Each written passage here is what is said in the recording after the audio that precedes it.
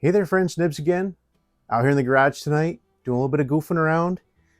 It's it's getting to be that time of year when it really looks nice outside right now. But by the time I got everything packed up and into the car and got over to the range, it'd be getting dark, and I did enough of that already to myself. So I'm going to turn over a new leaf and not start doing videos when it's turning pitch black out.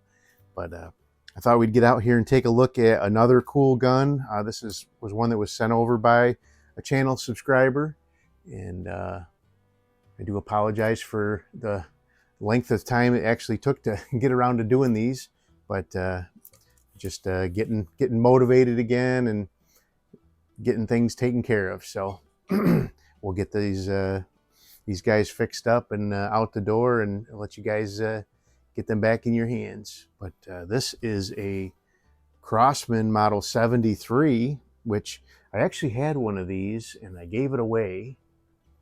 I actually have a couple other Crosman similar ones. So let's see, I have a Han Super BB repeater still here, which is very similar, but is just a BB gun. I think it's, yeah, they're very, very similar. But so the Han BB repeater has a magazine on the side here, spring-loaded magazine, and that's pretty cool. I've done I think that's the Han, right? Yeah. So the Han is a Crosman brand, but early on, the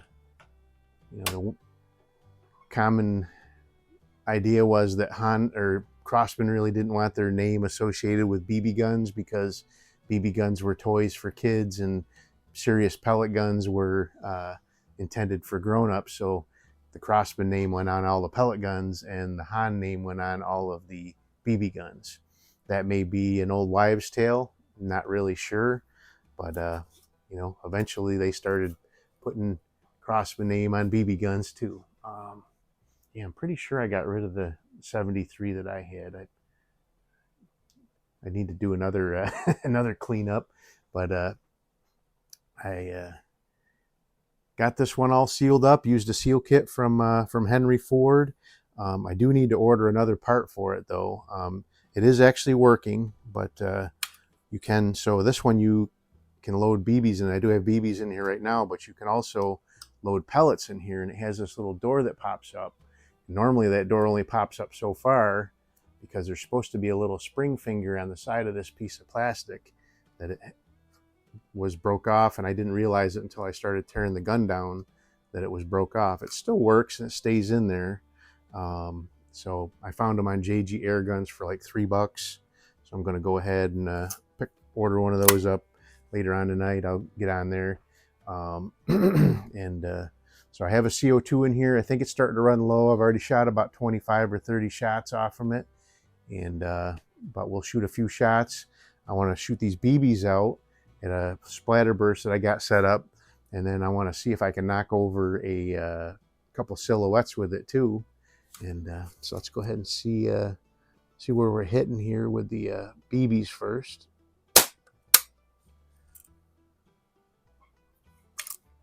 I think I see that up in the upper right corner of that. Yeah, I think I'm just about out of CO2 here.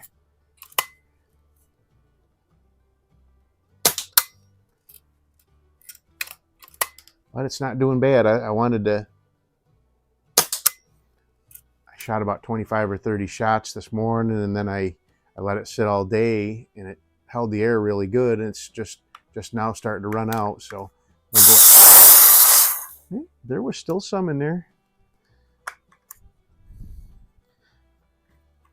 but we'll go ahead and put a fresh one in here to finish out the video. These ones are actually pretty easy to rebuild.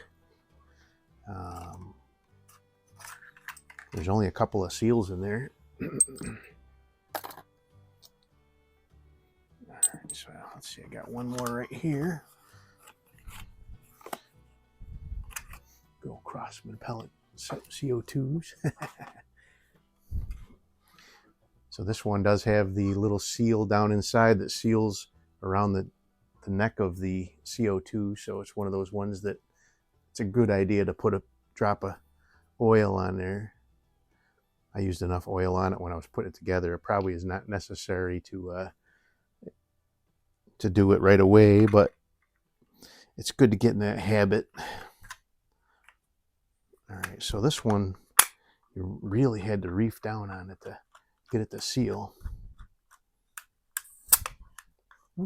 Not that time. Must be it just needed a little time to swell up. All right, let's see if we're doing better now. Oh yeah, there we go. Ooh.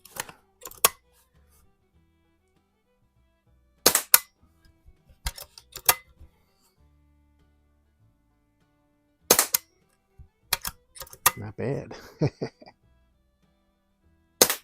Just a fun plinker. It's never going to be anything other than something to...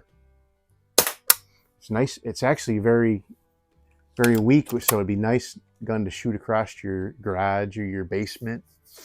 And I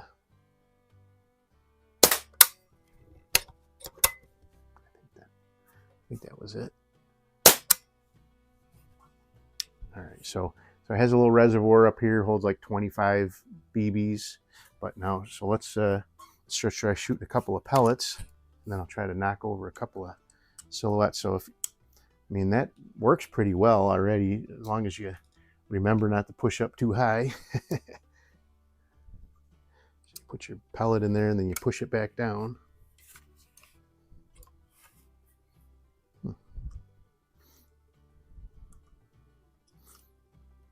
Now I bent that BB or pellet. Didn't have it pushed in there far enough.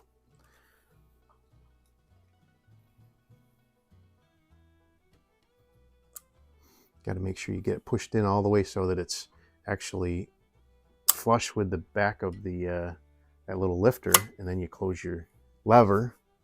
Let's go back to the splatter burst. Let's go up to 12 o'clock. Okay.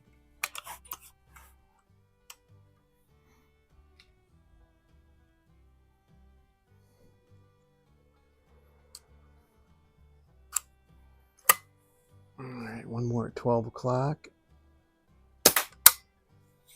Little low. I think this is really more intended to shoot BBs, honestly, but all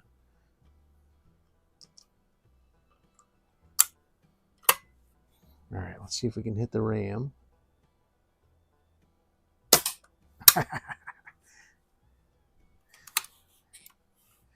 You never want to shoot BBs at a steel target like that, so.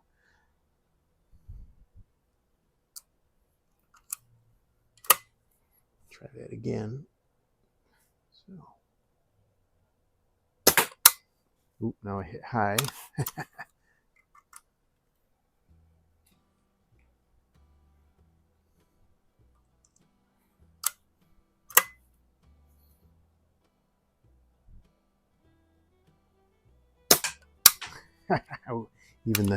even the pellet ricocheted back at me. Good thing I'm wearing safety rated glasses. My prescription glasses are all made with polycarbonate safety rated lenses. So, all right, I'm gonna try one more. If we don't hit it, I'm gonna go back to the splatter burst. Nah. All right, I'm gonna put more.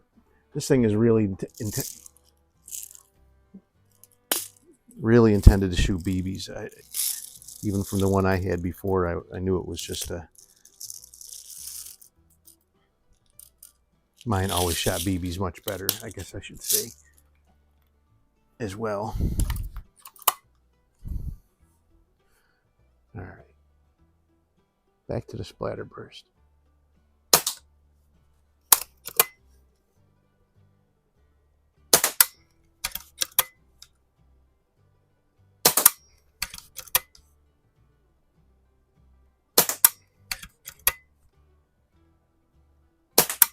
As you can see, it does a much better job with BBs. I'm going to go over to like 3 o'clock.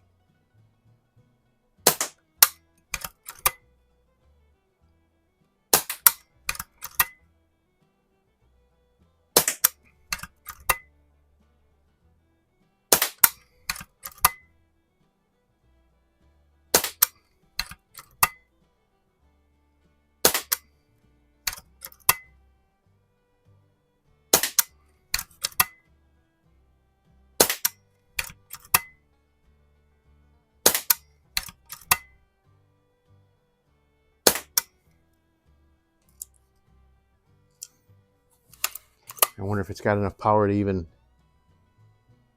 pierce through a can. Oh, there we go. That's the last one. But anyway, there you go. That is a really cool piece of Crosman history. So little history on this. So these originally came out in 76, and the 76 and the 77 versions were wood stock, and I believe wood up front here as well. And then in 77 through 83, when they discontinued them, they would have these plastic stocks on them. And I was not able to find any kind of serial number on this thing, so I can't really date it any closer. They didn't put serial numbers, but they put production codes on there, so you'd be able to tell sometimes the month and the year that they were made. And in this time frame is when they really started doing that. So I was really surprised to not find a production code on this one. I don't remember if my other one had one or not, but pretty cool either way. So this is the 77 to 83 is the closest we're ever going to get, I think, to the date in this one. But really cool piece of Crosman history. It's kind of a shame that where things have gone with that, but it is what it is. So everything's made in China now. So hope you guys liked the video.